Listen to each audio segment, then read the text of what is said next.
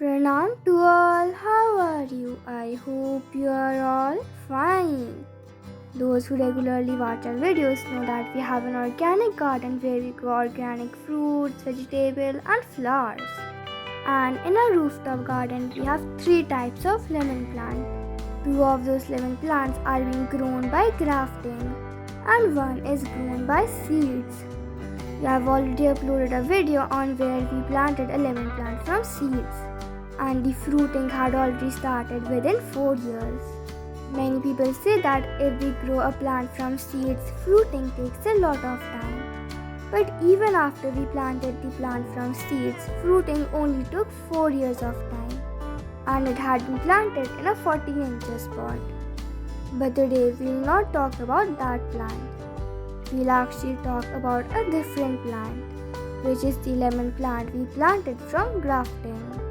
The lemon plant we are going to talk about is actually small in size but very juicy and has a really good fragrance. We mainly use those lemons while making lemonades. Right now you are probably wondering why we are harvesting so many lemons at once. Actually, this plant fruits all years long. So if we do not pick all the mature lemons right now, then the small lemons will not mature at all and it will stay small in size. That's why most of the times we pick the mature lemons and we store them in our refrigerator. Many people have also asked us that how we get so many fruiting in such a small plant. That too if it is planted in a pot. So now let me tell you some basic care of this lemon plant. I will also tell you what type of special feed you can give to your plants to get more lemons. Actually, the main 3 things needed for this lemon plant is proper sunlight, proper watering and proper nutrition. And we can easily get nutrition from some fertile soil.